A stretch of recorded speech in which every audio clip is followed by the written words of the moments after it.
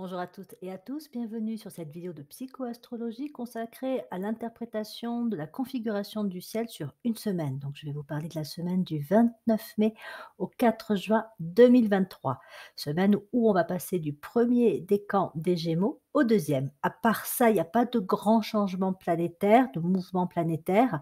Ça, on est vraiment dans la continuité de la semaine précédente. Ceci dit, j'avais envie d'attirer votre attention sur un point qui me semble important. En tout cas, ça m'est venu quand j'ai préparé cette vidéo. La notion de la parole, la notion de la communication qui est particulièrement liée aux Gémeaux.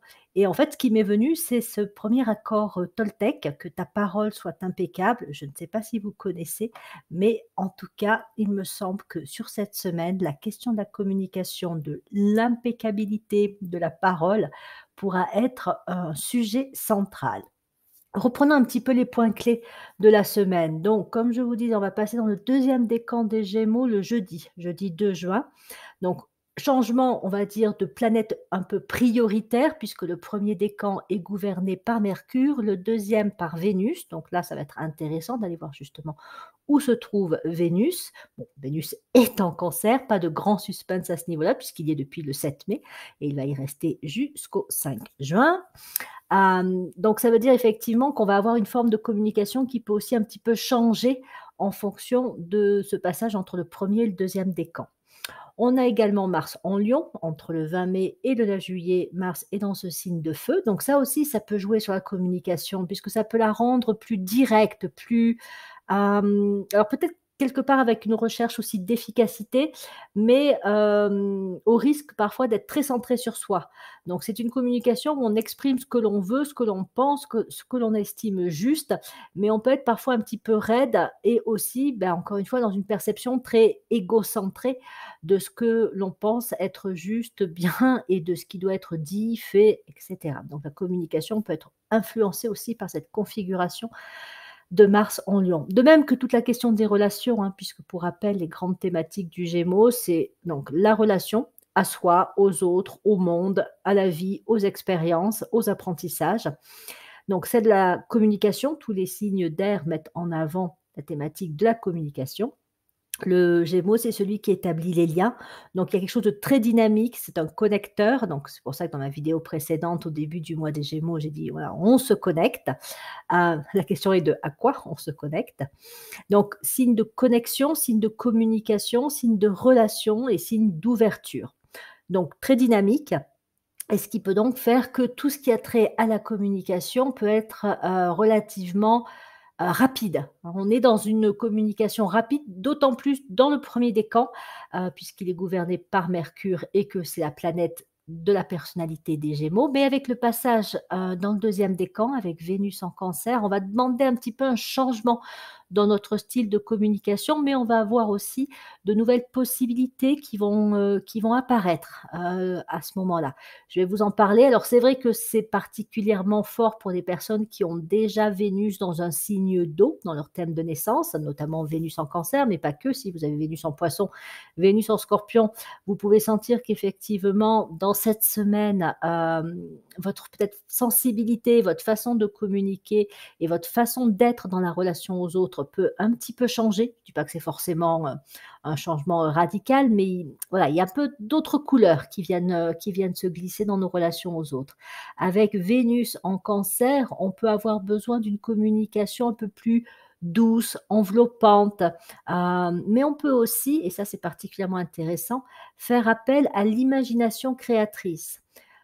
Encore une fois, si vous avez déjà dans votre thème de naissance Vénus dans un signe d'eau, peut-être même Mercure, ça marche aussi très bien avec Mercure dans un signe d'eau, l'imagination peut être un terrain propice pour vous, que ce soit en créant des objets, en ayant une activité artistique, mais que ce soit aussi tout simplement par la pensée, c'est-à-dire le fait d'imaginer.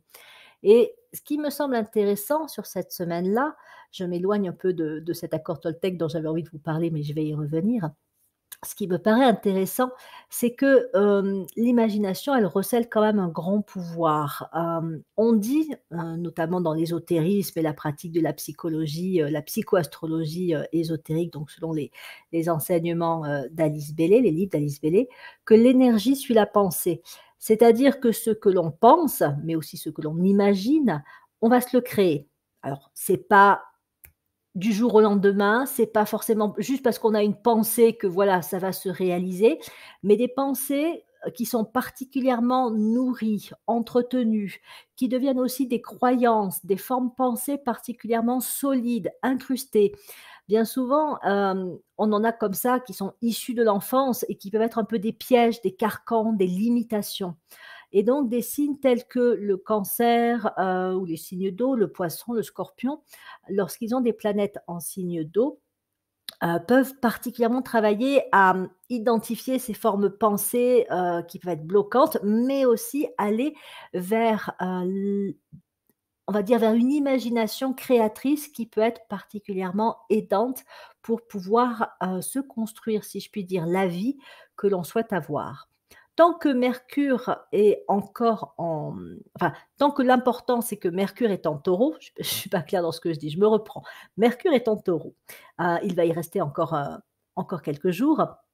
Et il y est depuis un petit moment et on a traversé aussi le mois du Taureau. On y a également Uranus et Jupiter qui a fait son entrée le 16 mai, ce qui veut dire qu'il y a quand même cette énergie très pratico-pratique du Taureau qui est là, rationnelle, concrète, tournée vers l'efficacité, la productivité, le fait d'obtenir des résultats concrets. Donc le Taureau a ces grandes qualités-là. Il a également la capacité de nous aider à identifier ce qui est réellement important pour nous. Alors attention parce qu'il peut être dans la dualité. Je veux ceci, mais je veux aussi cela. Par exemple, je veux rencontrer quelqu'un, j'ai envie d'être dans une relation de couple. Oui, mais en même temps, j'aime bien ma tranquillité, j'aime bien être tout seul pour plein de raisons. Mais aussi, j'ai peut-être vécu des choses pas toujours faciles en couple et donc j'ai peur de rencontrer quelqu'un. Donc, il y a comme ça des tensions et des oppositions qui peuvent se faire en nous. Le travail du taureau et donc de ces 3 planètes qu'on y trouve, c'est à la fois de bien clarifier nos priorités, de voir ce qui peut y faire obstacle, et de se mettre, si je puis dire, un petit peu raccord avec soi-même. Qu'est-ce que je veux vraiment? Mais surtout, qu'est-ce qui est fondamentalement bon pour moi? Est-ce que j'ai encore comme ça des oppositions, des tensions, y compris quand je communique aux autres avec le Gémeaux. Quand je dis des choses, est-ce que c'est vraiment ça que je pense? Est-ce que c'est vraiment ça que je veux? Ou en fait, je le dis pour des raisons diverses ou variées, parce que j'ai peur de déplaire, parce qu'au contraire, j'en ai ras-le-bol et que j'ai envie de rentrer dans l'art de la personne en face de moi.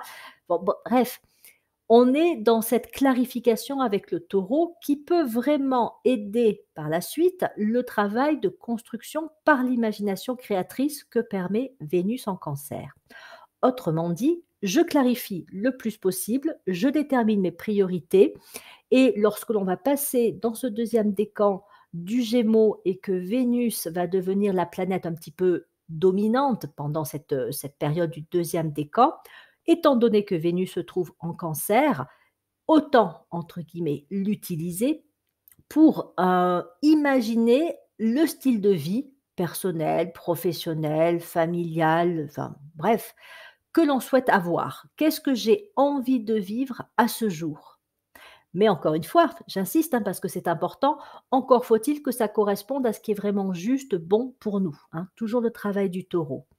Donc dans le premier décan, on continue à clarifier, on vérifie si on n'a pas des oppositions, si on dit un truc, mais qu'en fait, au fond de soi, on en pense un autre, ou que l'on a, voilà, des peurs, des freins et cetera.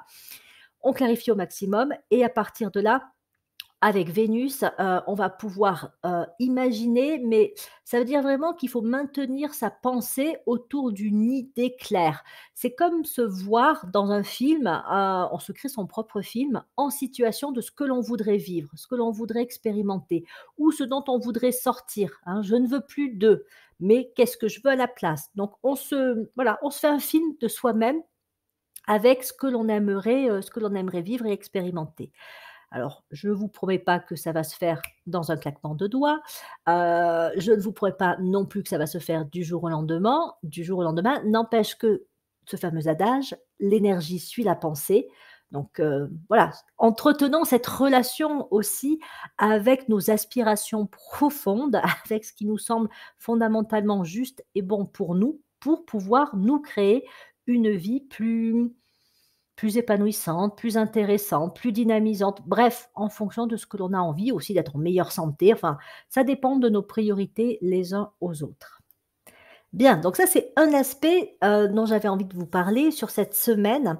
Maintenant, il y en a un deuxième qui me paraît particulièrement important et que, je voulais, évoquer en premier, mais bon, peu importe. C'est la notion effectivement dans la communication de l'impeccabilité de la parole. Comme je vous le disais, cette notion m'est venue, quand je préparais la vidéo avec, voilà, le fait que le Gémeaux étant le premier signe d'air, il évoque vraiment ce lien que l'on peut avoir avec notre façon de communiquer. Comment je m'exprime? Qu'est-ce que je dis? Qu'est-ce que je ne dis pas? Qu'est-ce que je dis peut-être face à une personne et qu'est-ce que je dis quand cette personne n'est pas là?